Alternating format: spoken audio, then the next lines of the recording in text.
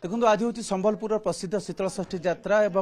आम बर्तमान जो रही कन्या माता पिता घर रहीचु आज विलंबित राति विभिन्न शिवालय देवदेव महादेव बरबेश सज्जित होकर से बाहर बाजा गजा बाण शोभा बाहर कन्या घर पहुंचे पहुंचला रीतिनीति मुताबक सेठारे वैदिक रीति विवाह कार्य संपन्न हम तेज आम बर्तमान रही कन्या माता पिता घरे जो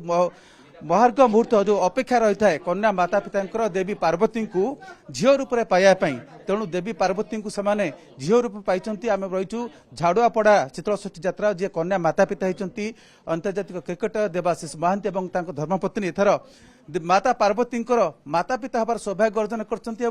माता पार्वती पहुंची घरे जो अवस्था देखा समस्त अपेक्षा रही है बहु पुण्य करथिले भाग्य सौभाग्य थे भाग्य मिलता है जे जगत जननी जगत माता मातांकर माता हबार सौभाग्य खूब कम दंपति भाग्य मिलता है प्रतिक्रिया नवा आपन देखुचंती देवी पार्वती आसी पहुंचुचंती कन्या माता पिता घरे देवाशीष महांती और पत्नी रही प्रतिक्रिया नवा जो अपेक्षा रही है सबु दंपति मानकर जे देवी पार्वती कन्या माता पिता हबार जी जगत जननी तांकर माता पिता हबार माँ को आप घर को लेकिन आसती यही शुभ मुहूर्त केमती कहे सकाल जाइए मंदिर को कौन कौन कले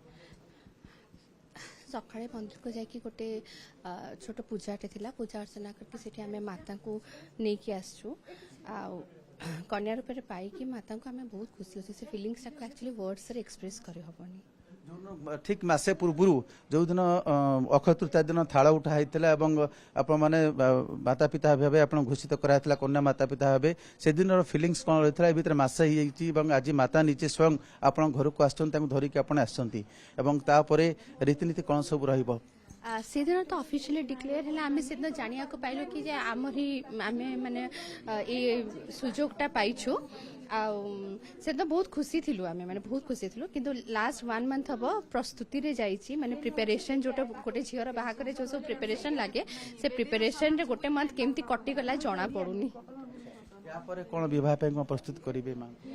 एबे तो माँ ये रही जो मंगन कार्यक्रम बा गणेशना ये हम आम घरे ही हम तापर मंडप नियाही बाहाघर संध्या संध्या 7 बेले माँ से आम से मंडप रे ही बाहाघर संपन्न उत्साह परिवार आपनकर उत्सव माहौल बहुत खुशी लगुचे देखुलु माँ को धरिक बहुत बहुत भल लगुच हाँ तू कि कौन कह बहुत खुशी हमें माँ को पाई बहुत खुशी बहुत खुशी आमर पूर्व जन्मर भाग्य थे आम दर्शन कर आज बहुत खुशी लगुच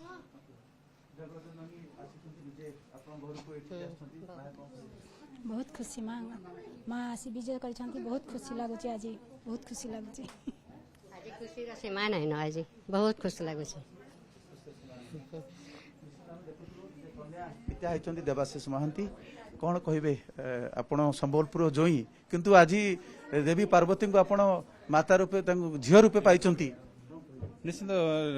सौभाग्य विषय गोटे बड़ बड़ जाऊ दयारू आशीर्वाद जाऊ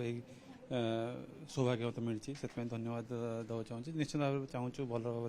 केमती संपन्न करने आध्यात्मिक उत्साह आध्यात्मिक आवेग रही मंदिर कारण आप आगु टेलीविजन होते देखिथे संबलपुर किंतु संबलपुर सहित जड़ित है प्रत्यक्ष भाव आप कन्या माता पिता हबार आप सुजोग पाई जे जगत जननी जगतर माता तांकर आप माता पिता होती देखो सेटा जी कथि से जानी बेसिकली बाहर देखले एते फीलिंग्स बास आवेग आसब नहीं बट परदिन जमी सरला पर जमी आरंभ होती निश्चित भाव गोटे डिफरेंट फीलिंग जोटा कि वर्ड रे डिस्क्राइब करने डिफिकल्ट हो तो निश्चित भाव में बहुत बड़ विषय मोपाई मोर सौभाग्य कि से जिन सुजोग मिलती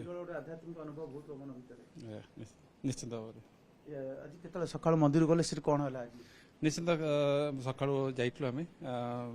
माता को लेकिन आसचु हाँ से अच्छी जमी रिचुआल्स अच्छी सब रिचुआल्स फॉलो करके चल चलिक चल चलिक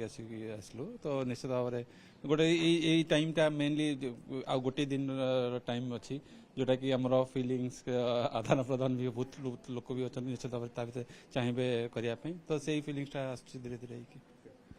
देखो निश्चित भाव ये गोटे आध्यात्मिक आवेग जोड़ी होकर रही है संबलपुर प्रसिद्ध शीतल षष्ठी यात्रा रे देवी पार्वती को निजर कन्या रूपे पाइबा और पूरा पारंपरिक रीतिनीति अनुसार नर लोकरे देवलोकंकर देवदंपति विवाह ये निश्चित भाव एक निरा अनुभूति और निरा अनुभव एवं जो प्रतीक्षित मुहूर्त रही माता पार्वती को झील रूप में पाइबापी निज घर को आने से मुहूर्त पहुंची सारी अर्थात देवी पार्वती को से घर को लेकिन आसी घरे पहुंची कन्या माता पिता घरे पहुंची देवी पार्वती एवं जहाँ रही पारंपरिक विधि विधान अनुसार यापर आगु कार्यक्रम बढ़िबो एवं कन्या माता पिता घरे उत्सवर परिवेश सृष्टि होती समस्त मुहर से आध्यात्मिक उत्साह और उद्दीपना रही एवं आज विलंबित राति देवदेव महादेव बरवेश साजी बाहर विवाह शोभा यात्रा